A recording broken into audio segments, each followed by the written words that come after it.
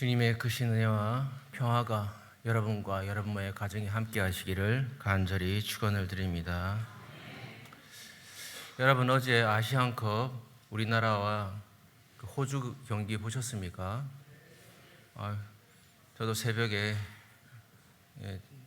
토요일 날 근무 안 하기 때문에 마음 놓고 그냥 봤습니다. 아주 박진감 넘치는 재미있는 그런 경기였습니다. 저는 이번 아시안게임, 예전에는 그렇게 잘 보지 않았는데 이번 아시안게임 그렇게 챙겨보게 되더라고요. 많이 재밌어졌습니다. 그중에 그 팀 중에 관심 가지는 그 팀이 있었는데 그게 어디냐면 바로 타지키스탄이라는 나라의 대표팀입니다. 타지키스탄이라는 나라 들어보셨습니까? 그렇죠. 저도 이번에 처음 들어봤는데 찾아보니까 이 중앙아시아에 있는 나라입니다. 중앙아시아에 보통 나라들이 스탄이라는 나라가 많이 있잖아요. 뭐 카자흐스탄 뭐 이런 스탄, 그 중에서도 가장 그 작은 나라더라고요, 타지키스탄이. 그리고 피파 랭킹으로는 106위예요. 그래서 아주 그 약팀이죠. 약팀인데 이 팀이 8강까지 올라왔습니다. 그래서 야, 대단하다 싶어서 어떻게 이런 팀이 올라갈 수 있을까? 사실 이런 모든 것들이 우연이 없는 거거든요. 찾아봤더니 그 감독의 역량이더라고요. 이 감독의 이름이 원래 이름은 그 페타르 쉐그르트, 발음도 안 되네. 페타르 쉐그르트라는 이런 감독인데요.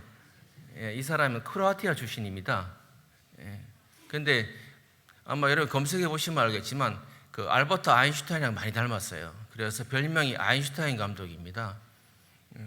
이 사람 인터뷰한 걸 봤는데 보니까 제가 어린 시절은 매우 어려웠습니다. 그래서 저는 모든 사람을 존중하는 법을 배웠습니다 라고 그렇게 말했습니다. 그는 어려운 그런 환경 속에서 다른 사람을 존중하고 존경하는 그런 것을 배우게 되었다라고 그렇게 말하고 있습니다. 그래서 이 쉐그르트 감독은 자신이 맡은 그 나라뿐만 아니라 그 선수들을 존중을 했습니다. 뿐만 아니라 상대팀도 존중하는 그런 사람이었어요. 그 마음 깊이 다른 사람을 존중하는 그런 마음이 있었기 때문에 대표팀을 하나로 만들었고, 비록 약팀이었지만 8강까지 오르는 그런 놀라운 그런 이변을 일으킨 그런 팀으로 만들었습니다.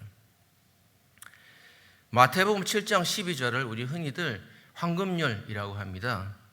어떤 말씀이냐면 여러분도 잘 아시듯이 그러므로 무엇이든지 남에게 대접받고자 하는 대로 상대방 남을 대접하라. 이것이 율법이요 선지자 아니라 라는 그런 말씀입니다. 아마 여러분이 많이 들어보셨을 텐데 인간관계의 기본은 상대방을 마음으로 존중하는 데부터 시작됩니다. 아무리 가진 것이 있다 할지라도 상대방을 존중하지 않으면 우리도 존중받지를 못합니다. 사람을 존중하는 것, 이거 하나만으로도 충분히 대단한 지도자가 될 수 있다는 것을 이 쉐그르트 감독을 통해서 배울 수가 있었습니다. 축구뿐만 아니라 나라든지 교회든지 지도자의 역량에 따라서 운명이 좌우되는 경우가 참으로 많이 있습니다. 우리는 어떤 지도자가 필요할까요? 어떤 역량을 가진 사람이 필요할까요? 뿐만 아니라 저와 여러분이 어떤 지도자가 될 수 있겠습니까? 오늘 말씀을 통해서 그것을 생각해보는 그런 기회가 되시기를 바랍니다. 오늘은 성경의 대표적인 여성 지도자 중에 한 사람인 그 드보라에 대해서 말씀을 드리겠습니다. 하나님께서 분명히 그렇지 않지만은 성경은 또 시대가 예전에는 남성 중심으로 들어가는 그런 시대였습니다. 그러다 보니까 성경도 남성 중심으로 쓰여지게 되어 있습니다. 하지만 성경을 보게 되면 남자들 이름뿐만 아니라 여인의 이름들도 참으로 많이 나옵니다. 그 대표적인 중에 지도자 중 한 사람이 바로 이 드보라라는 여인입니다. 드보라는 영미권에서 널리 사용되는 여성 이름 중에 하나입니다. 데보라라는 거 들어보셨죠? 데보라. 이걸 약칭으로 데비라고 하는데 이것이 성경에서 말하는 이 드보라라는 이름입니다. 우리가 구약 성경을 읽게 되면 자연스럽게 이 이스라엘의 역사를 알게 됩니다. 어떤 사람들은 말하기를 왜 우리가 굳이 이스라엘 역사를 알아야 되느냐? 우리나라 역사도 잘 모르는데 라고 말하는 사람도 있습니다. 그게 물론 맞는 말입니다. 우리가 굳이 이스라엘 역사를 알 필요가 없어요. 근데 우리가 성경을 통해서 왜 이스라엘 역사를 자연스럽게 알게 되냐면은 이스라엘 역사 속에 하나님께서 활동하셨기 때문입니다. 그것을 우리가 보고 하나님이 어떤 일을 하셨는가라는 걸 알게 되는 거죠. 이스라엘 역사 속에 함께 하신 하나님께서 우리나라 역사에도 함께 하시고 그리고 여러분 가정에 여러분에게도 함께 하시는 줄 믿습니다. 왜냐? 하나님은 어제나 오늘이나 영원토록 동일하신 분이기 때문입니다. 원래 그 이스라엘 민족은 그 고대 이집트, 성경에서 애굽이라고 하는데 이집트의 가장 그 밑바닥 계층 노예들이었습니다. 노예 집단들이었어요. 이 집단 노예 집단을 하나님께서 모세를 보내셔서 그들을 구원하셨고 모세 다음에 지도자였던 여호수아가 이들을 가나안 땅, 지금 이 이스라엘 사람들이 주장하고 있는 자기 땅이라고 하는 그 땅을 정착하게 했어요. 여호수아는 그 가나안 땅을 정복한 다음에 거기를 12표로 나누어서 살게 했습니다. 그런데 특이한 점은 이스라엘들은 왕을 세우지 않았어요. 왜 그러냐면 그들의 생각 속에 신앙 속에는 하나님만이 우리 왕이다라는 의식이 있었습니다. 고대 그 당시에도 왕위에 있는 국가들이 있었어요. 그렇지만 이들은 시도 공동체 집단 형성하면서 이 나라를 유지했던 것입니다. 그 기간이 200년입니다. 사울이 왕이 될 때까지의 그 기간을 200년이라고 하고 그 시기를 사사시대라고 합니다. 사사시대를 기록한 책이 어디냐면 바로 이 사사기입니다. 이 사사기는 성경 66권 중에서 참 주목받지 못하는 그런 책입니다. 오늘 말씀 우리 강권사님께서 읽으셨는데 저도 아래에서 읽으면서 웃으면서 읽었습니다. 왜냐하면 이 지명들이 많이 나오잖아요. 우리 지명도 잘 모르는데 이 지명들이 참 어색합니다. 그리고 사람들의 이름도 어색해요. 그래서 이거 참 읽게 되면 이게 어디 있는지 전혀 예측할 수가 없습니다. 그것도 뭐 한 3,000년 전의 지명이잖아요. 그러니까 지금 우리가 3,000년 전에 우리 땅의 지명도 잘 모르는데 이스라엘의 3,000년 전의 지명이 막 나오고 막 다볼산이 어디에 붙어 있는 것도 모르겠고 그 사람들도 익숙하지가 않아요. 그러다 보니까 이 사사기를 설교하려고 하면 여러 가지를 많이 설명을 해야 돼요. 그러다 보니까 잘 인용을 안 하게 됩니다. 이 성도들도 잘 읽지가 않아요. 이 사사기에. 근데 이 사사기를 보게 되면 인물 중심으로 보게 되면 하나님께서 어떤 사람을 쓰시는가라는 것을 보게 됩니다. 우리가 잘 알고 있는 삼손, 기드온 이런 사람이 바로 이 사사기에 유명한 그런 인물입니다. 이 사사기를 보면은 하나님께서 어떤 사람을 쓰시는가라는 것을 잘 알 수 있습니다. 이 사사기를 통해서 하나님께서 어떤 사람을 쓰시는지, 어떤 사람이 하나님의 일꾼이 되는지 여러분이 발견하는 모든 성도들이 되시기를 주님의 이름으로 간절히 기도를 드립니다. 그 사사 중에 여성 지도자가 유일하게 디보라라는 여인입니다. 어떻게 남성 중심의 사회에서 이 드보라가 지도자가 될 수 있었을까요? 왜 하나님께서는 이 드보라를 굳이 택하셔서 이스라엘 민족을 구원하는 그런 일을 하셨을까요? 드보라는 과연 어떤 인물인가? 오늘 말씀을 통해서 한번 배우는 시간이 되시기를 바랍니다. 드보라는 첫째는 아주 성실한 지도자였습니다. 이 사사라고 하는 직책, 생소한데 이 사사는 오늘날로 하자면 판사 같은 그런 직책입니다. 그러니까 사사는 평시에는 백성들의 시시비비를 가리는 판사 역할을 했어요. 백성들이 찾아옵니다. 그러면 옳고 그름을 판단해 줬습니다. 그런데 외적이 침입해 오면 이 백성들을 모아다가 외적들을 맞서는 그런 일을 했습니다. 디보라는 라비도시라는 남편이 있었는데 그 남편의 이름은 잘 나오질 않아요. 이 디보라가 그만큼 아주 역량이 뛰어난 그 남자들 중심 사회에서도 아주 여걸인 그런 지도자였다라는 것을 이 말씀을 통해 알 수가 있습니다. 지도자에 있어서 가장 중요한 덕목이 뭘까요? 무엇이겠습니까? 가장 중요한 덕목은 전 생각할 때 성실함이라고 생각합니다. 성실함. 변함이 없어야 됩니다. 앞이 다르고 뒤가 다르면 안 돼요. 항상 성실하고 사람은 한결같아야만이 지도자로서 인정받을 수 있습니다. 바로 드보라는 그런 사람이었습니다. 5절의 말씀 보시면 그는 에브라임 산지 라마와 베델 사이 드보라의 종려나무 아래 거주하였고 이스라엘 자손은 그에게 나와 재판을 받더라. 이 재판을 받더라고 하죠. 에브라임의 드보라는 에브라임 지역에서 그 재판의 판사 역할을 했던 그런 여인이었습니다. 에브라임이라고 하면 이스라엘 지도에 어디에 해당되냐면은 우리나라 지도로 하자면은 경기도에 해당됩니다. 그러니까 그 이스라엘 지도의 가장 중심에 있어요. 그러니까 중요한 지역이죠. 그 지역 중에 가장 중요한 지역을 바로 이 드보라가 판사 역할을 했던 것입니다. 그런데 사람들은 말하기를 드보라가 그 재판했던 그 자리를 에 있는 그 종려나무를 가르쳐서 드보라의 종려나무다라고 그렇게 불렀다고 합니다. 종려나무, 여러분 아세요? 종려나무 어떤 나무인지? 성경에 많이 나오잖아요. 대추야자나무입니다. 대추야자나무. 그러니까 저기 그 어디 있냐면 공항에서 올라오다 보면은 그 화단이 있잖아요. 크게 무슨 동산이라고 하죠?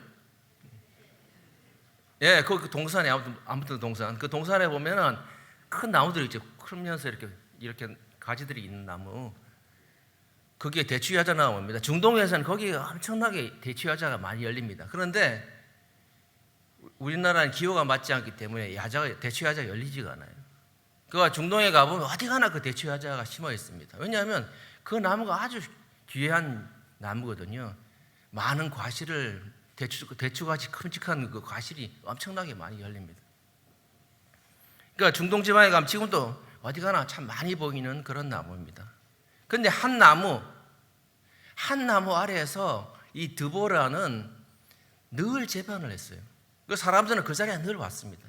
비가 오나 눈이 오나 드보라는 항상 그 자리에 있었던 거예요. 그래서 사람들은 말하기를 저 종려나무가 드보라의 종려나무다라고 그렇게 불렀다 그런 말입니다. 이처럼 드보라는 한결같이 한 자리에서 40년 동안 지도자라의 역할을 감당했습니다. 드보라는 처음과 끝이 똑같은 그런 사람이었어요. 그렇기 때문에 이 드보라가 당시에 지도자로서 인정받는 그런 사람이 되었다라는 것을 알 수가 있습니다. 이 시대에 필요한 지도자가 뭘까요? 어떤 자질이 필요할까요? 저는 성실함이라고 생각합니다. 이 성실함이야말로 지도자에 가져야 할 가장 중요한 덕목입니다. 드보라도 정말 그 남성 중심의 사회에서 성실함으로 그런 차별을 이겨냈던 그런 대표적인 인물입니다. 우리 사회에도 현재 아직도 여전히 다양한 차별이 존재합니다. 그 차별의 벽을 뚫을 수 있는 것이 무엇일까요? 그건 성실함입니다. 우리가 성실함만 가지고 있다면 언젠가는 그것을 넘어설 수 있습니다. 라틴어로 코람데오라는 말이 있습니다.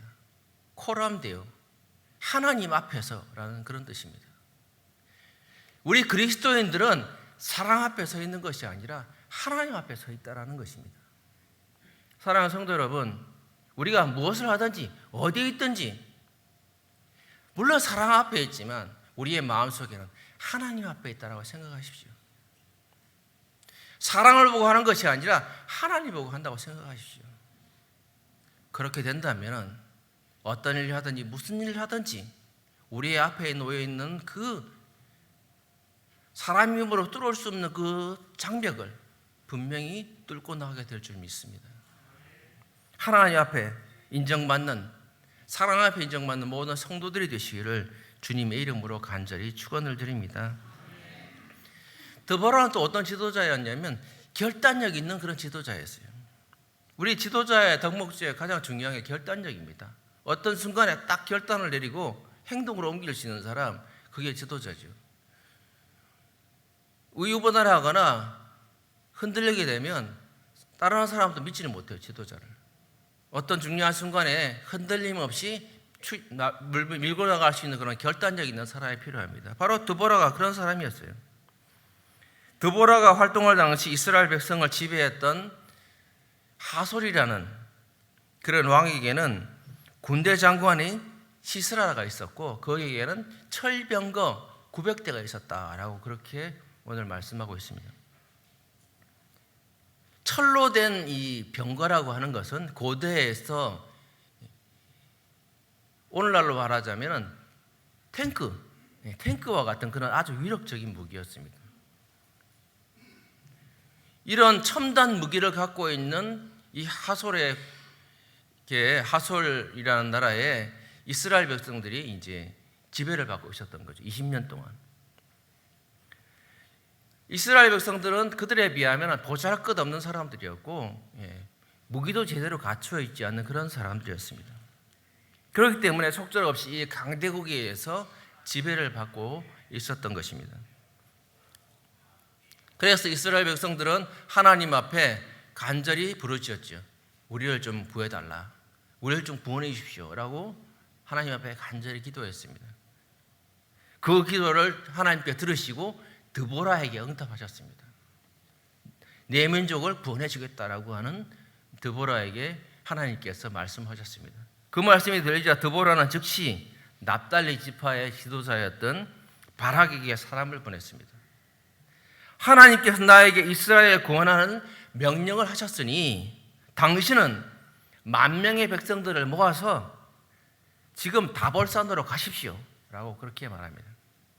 그렇게 하면 하나님께서 야빈의 군대, 그 하솔의 그 왕의 군대를 기손강으로 유인할 것입니다 라고 그렇게 말씀했습니다.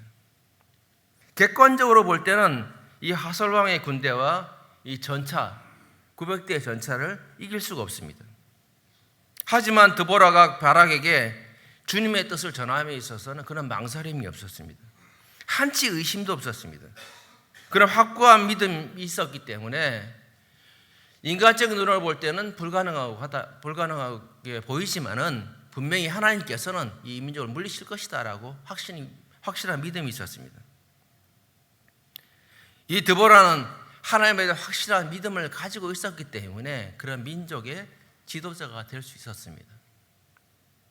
물리적인 힘보다는 우리에게 필요한 게 뭡니까? 정신적인 힘이 필요하죠. 정신적인 힘보다 더 큰 게 뭡니까? 그것은 영적인 능력입니다.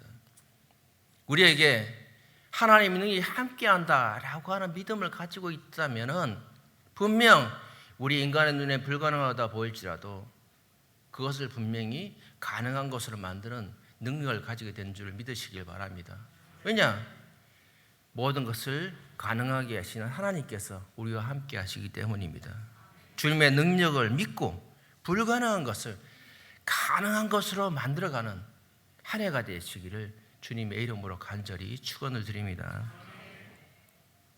드보라는 어떤 또 지도자였냐면 다른 사람과 협력할 줄 아는 그런 지도자였습니다.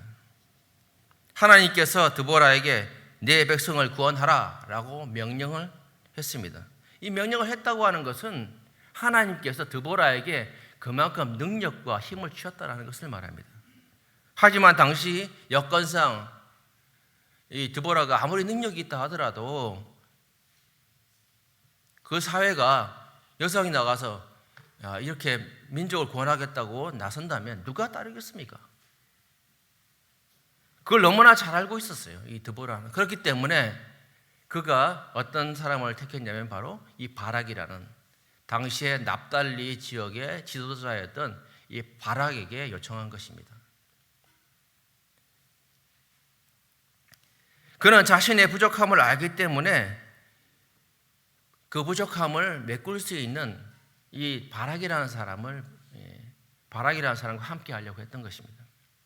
근데 바락도 마찬가지입니다. 바락도 생각할 때 아무리 10,000명의 백성을 모아봤자 저 하솔 왕의 군대를 도저히 상대가 안 된다라는 걸 너무나 잘 알고 있었어요. 그렇기 때문에 그가 전쟁을 하면서 두려웠던 거죠. 그래서 드보라에게 요청합니다. 당신이 나와 함께 가지 아니하면 나는 결국 가지 않겠습니다. 그는 100명의 사람을 내가 모을 것이니 당신은 나와 함께 하십시오 라고 그렇게 요청했던 것입니다. 왜냐하면 자신은 힘으로는 할 수 없지만 이 드보라가 여인이었지만 하나님께서 함께 하는구나 라는 것을 그가 알고 있었기 때문입니다. 내 힘으로는 할 수 없지만 하나님께 함께 하신 저 여인과 함께 한다면 이 전쟁을 이길 수 있구나라고 그런 확신을 가졌기 때문입니다. 이 전투는 어떻게 진행되었을까요? 이 다볼산의 전투는 자세한 내용은 없지만 이 다음 장 사사기 그 5장에 보면 드보라와 바락의 노래가 한 장에 길게 기록되어 있습니다. 거기를 자세히 이렇게 보게 되면은 이 전쟁이 어떻게 향방이 어떻게 진행됐나라는 것을 알 수 있습니다. 10,000명의 반란군, 그러니까 바락이 이끄는 10,000명의 반란군이 이 다볼산이라는 그 지역에 온다는 소식을 이 시스라라는 군대 장관이 듣게 돼요. 그래서 이 시스라는 이때가 기회다. 얘네들을 진압해야 되겠다라고 생각을 하게 되죠. 이 다볼산이라고 하는 산은 지금도 있는데 가보면 물론 안 가봤습니다. 사진을 보니까 실수할 뻔했네. 사진을 보니까는 그렇게 높은 산이 아니에요. 예, 아주 600m 정도 되는 아주 큰 산이 아닙니다. 그러니까 거기 그 자그마한 산에 10,000명의 사람이 올라간 거예요. 그러니까 옳다. 쟤네들 이게 완전 동안에 던지다 생각했겠죠. 그래서 이 시스라가 자기가 자랑하는 그 전차 900대를 이끌고 간 거예요. 그 다볼산 아래에는 기송강이라는 강이 있습니다. 거기에 쫙 몰려갔죠. 근데 이 5장 4절에 보면 어떤 일이 생기냐면 하나님께서 그때 비를 내리셨다라고 기록하고 있습니다. 엄청나게 비가 많이 왔어요. 그리고 강가예요. 그러니까 이 강가가 진창이 된 거죠. 그러니까 아무리 정말 대단한 이 전차라고 할지라도 이 바퀴가 빠져가지고 움직이지를 못하는 거예요. 그럴 때 그걸 딱 보고 산에서 이 드보라가 딱 보고 이때다. 바락에게 명령한 거죠. 빨리 내려가서 저 사람들을 치라. 그래서 전쟁에 승리하게 되었다라고 하는 그런 내용입니다. 바락이 아무리 머리가 큰 남자라도 하나님께서 함께한 이 드보라는 무시할 수 없습니다. 드보라도 또한 군대를 이끌 수 있는 능력을 가진 이 바락을 무시할 수가 없습니다. 이 드보라와 바락은 그렇게 함께 협력하여 이 전투에 승리해서 이스라엘 민족을 구원하였습니다. 이처럼 드보라는 협력할 줄 아는 능력을 가진 사람입니다.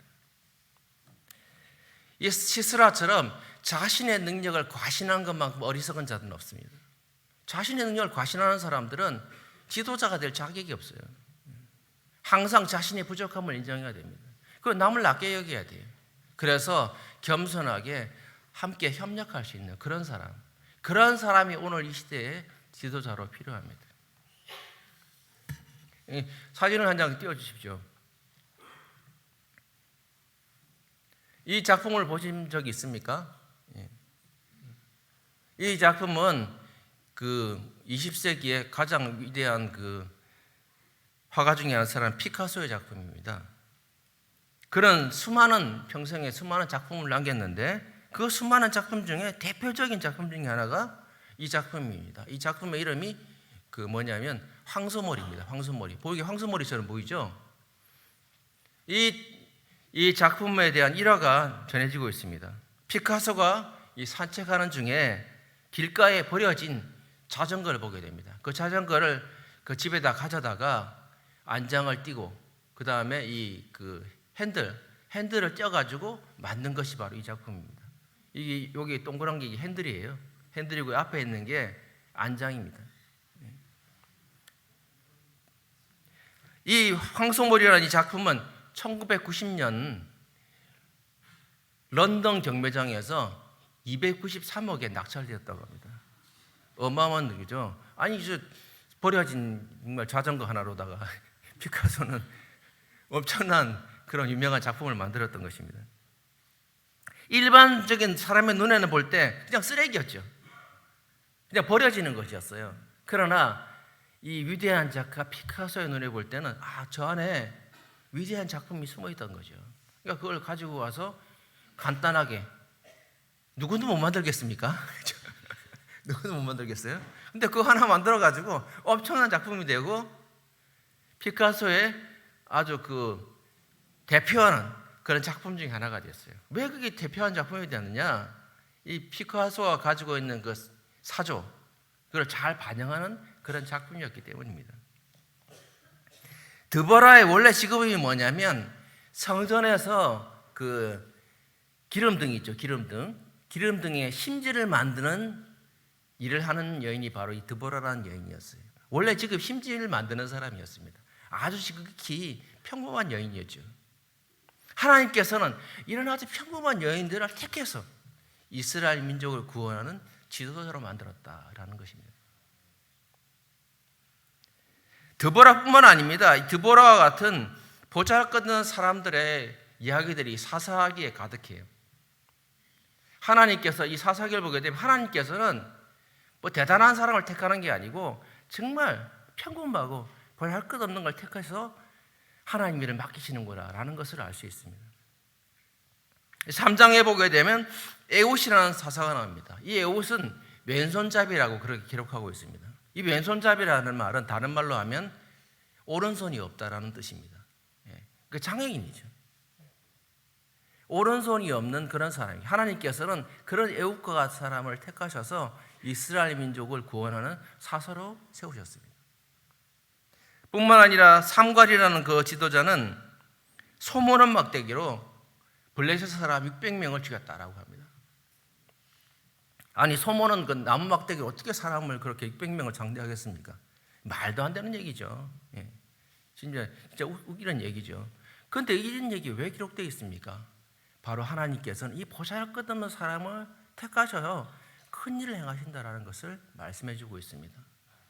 마른 막대기와 같이 정말 보잘것없고 버려질 수밖에 없는 그런 것이라 할지라도 하나님께 잘 쓰임받는다면 놀라운 역사를 이룰 수 있다는 것입니다. 사랑하는 성도 여러분, 드보라는 자신의 성실함과 하나님과 함께 하신 능력으로 그 차별이 있는 그런 사회 속에서 차별을 넘어서는 놀라운 지도자가 되었습니다. 사랑하는 성도 여러분, 하나님께 함께 하심을 믿고 우리 앞에 놓여 있는 불가능하다고 생각하는 그런 장벽들을 넘으시는, 뚫으시는 그런 성도들이 되시기를 주님의 이름으로 간절히 축원을 드립니다. 아멘. 기도드리겠습니다.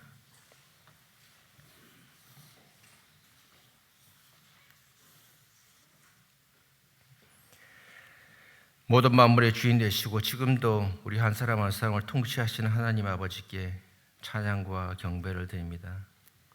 오늘 드보라를 통해서 하나님께서 어떤 사람을 쓰시는지 다시금 알 수 있게 해주셔서 참으로 감사를 드립니다. 주님, 우리 모두가 드보라와 같습니다. 사람들 보기에 보잘것없고 능력도 없습니다. 그렇지만 드보라처럼 하나님께 잘 붙들어 주셔서 쓰임받은 것처럼 우리도 주님 앞에 잘 쓰임받는 모든 성도들이 될 수 있도록 인도하여 주옵소서. 주님, 자신의 가진 것을 자랑하는 어리석은 자가 되지 않게 하시고 주님께서 함께 하심을 자랑하는 성도들이 될 수 있도록 인도하여 주시옵소서. 지금은 주 예수 그리스도의 크신 은혜와 하나님 아버지의 크신 사랑하심과 성령 하나님의 인도하심과 능력이 드보라와 같이 주님께 쓰임받기 원하는 모든 성도들 머리 위에 지금부터 영원까지 함께 하시기를 간절히 축원하옵나이다. 아멘.